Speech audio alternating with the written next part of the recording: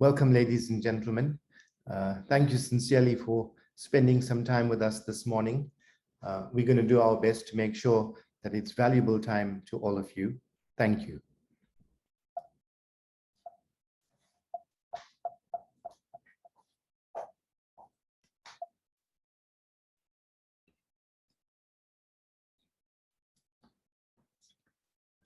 Here's a slide of some successful entrepreneurs over the years.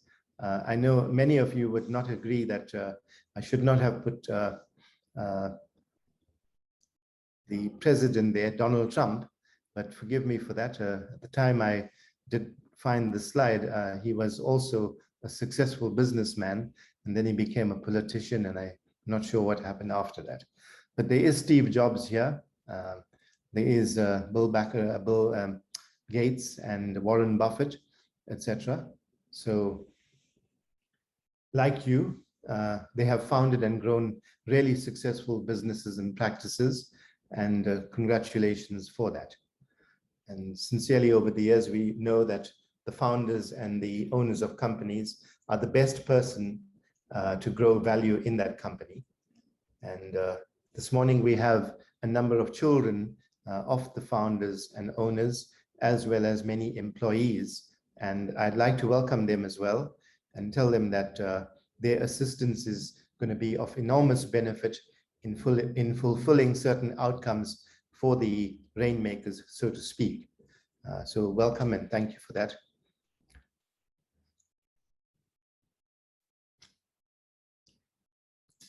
So what is a Rainmaker's dilemma? One of the dilemmas, or a large part of the dilemma, is we find ourselves in a maze. The heediness of business, traffic congestions, all sorts of things, news media, etc., just all keeps us busy. And so we could just consider a silly analogy and consider somebody who just arrived in OR Tambo International, and having arrived there, he walks up to the information counter and he asks the assistant over there, should I travel by taxi, Uber, shuttle, rent a car, or the cow train? And this assistant looks at him quite curiously and says, tell me your destination and I'll tell you the best way to get there. Tell me your destination and I'll tell you the best way to get there. If it's Santon, then maybe the cow train. If it's Carlton Center, maybe a taxi or an Uber. But all of those things depend on where you want to go. And I'm sure if we're traveling to Cape Town, we'd love to drive our Ferrari down the N1, having arrived at OR Tambo. But if our destination is Cairo, it might be better for us to take our private jet to get to Cairo. So it's about using the right instrument or the right vehicle, knowing our destination. But the question which begs is, do you know your destination?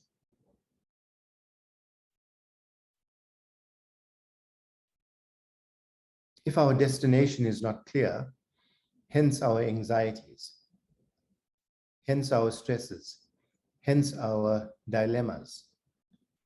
We're working hard, we're using the vehicles we have, but we may not be too certain about where we're going.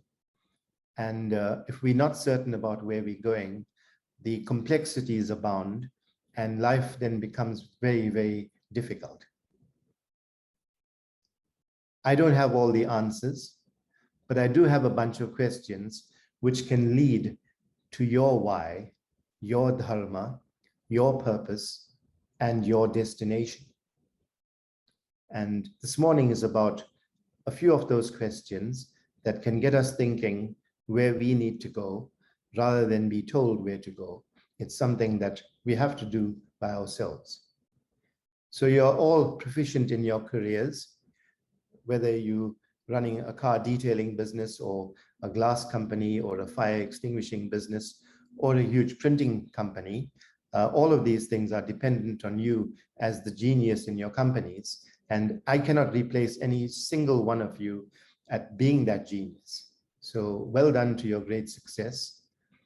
But this morning is about however accomplished your company is, can it get a little more refined? And if we are looking to refine our companies, then maybe I have a few things that may interest you this morning. So beginning with the Rainmaker's dilemma, we have to consider where we make the highest contribution in our companies. And for that, we could consider a few things. So maybe the highest success is made in this quadrant, that we do some sales. We are company managers, even though we may have company managers, we are the overall manager in the company. We definitely have customer relations, and most of the customers are dependent on us as the founder, and the owner of the company. And we focus on client service because we wouldn't like to let any single one of our customers down. And so client service is key.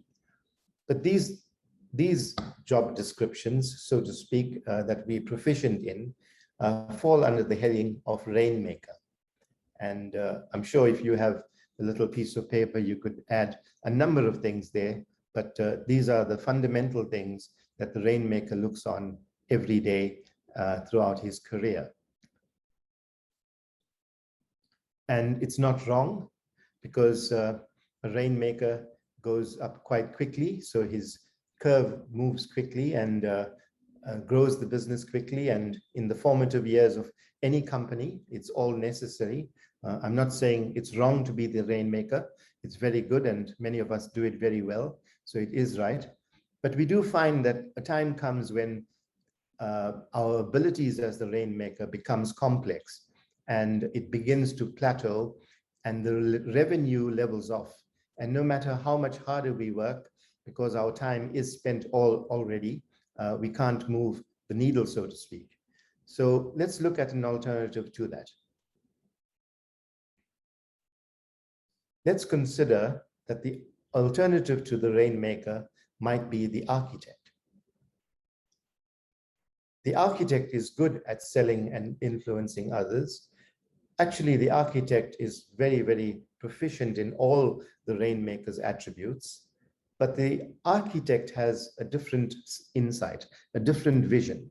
The architect looks at things, and rather than working in the company and doing the sales by herself or himself, and handling all the customer relationships by themselves and doing the task of managing the company, the architect has a few other fundamentals that can take the company to a new level.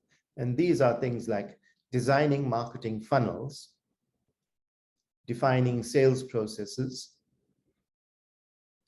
creating branding initiatives.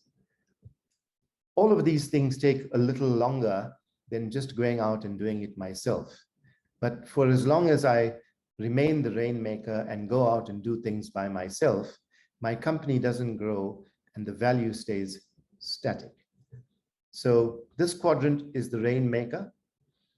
If you look at the graph, it says a few hours and a lot of skill in here. If we look down here, it's many years and very low skills, and this quadrant needs to be delegated, and I will talk a little more about that. But this is the important quadrant which really one, as the founder and the owner of the company, needs to move into. And I don't doubt that many of you do a lot of these tasks already, but this morning is about reducing the percentage here as Rainmaker and increasing the percentage here as architect. And if we can reduce many hours from there to here, it means that we free up some of your time, and freeing up some of your time means that you could do other activities like enjoy yourself, etc., that right now you're too busy without time to do. So let's take this further and see how that might be possible.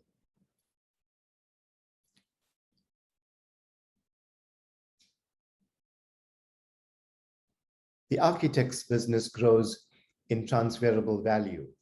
So over time, this is what happens. While the Rainmaker initially went very quickly, but unfortunately plateaued, the architect seems to have some critical mass where it starts off slowly, puts in a few more years, but the achievement of the architect is that it nurtures and supports, and over time it has steady growth. And all of that's good. The key to this is that we are not exclusively rainmakers or architects, but the valuable the system propounds, can we do more jobs in the architect quadrant and less jobs in the rainmaker quadrant? And this morning is about saying a little bit about why that is important. So let's revisit the Cartesian plane. At the bottom end again, we have the length of time, a few hours here, many years here. And when we go up to the horizontal one, the vertical one, sorry, it's about my skills, no skills at all and full of skills. So if we look at these two bottom quadrants, there are things that we would like to delegate. We can find people that are more proficient in some skills that I'm not skilled at, and they could take over these things from us. But the quadrant we want to talk about a little bit is the quadrant we need to prioritize. And that's where our priorities should be, the top left quadrant. And the top right quadrant then means that it's a quadrant that having prioritized this quadrant, it means I train other people to do these things. I train people to be specialists at customer relations. I train them to be sales specialists. I train them to be specialists at managing the company, etc., the day-to-day affairs of the company. And that gives me a little more time to look at the company from the outside looking in. And that makes a huge difference. So it's about moving from the red quadrant to the green quadrant and realizing that these parts need to be delegated. And that's important. So here we can look at life a little differently. But if we just use an example of our diet, we all get it straight away. And if our diet consists of things only in that top right quadrant of candy and sweet things, then aren't we missing out a nourishing mixed diet? We're missing the proteins here, we're missing some carbs here, and well, there's even some space for some fats, and we're missing them there. But if we have all of those together, then we would have a mixed diet, and we know that we would be healthy. But we concentrate on one quadrant in our companies, and we expect the whole quadrant to be healthy. And this is the part about the candy box here. These are sweet, they're instant gratification, so it's easy for me to do that. And so I would resist wanting to do all of the delegation here and control it. I will also resist wanting to do the architect's work there. I'd rather just go and meet the client, sign the deal, come back, but then it leaves a company that's totally reliant on me and nothing ever grows.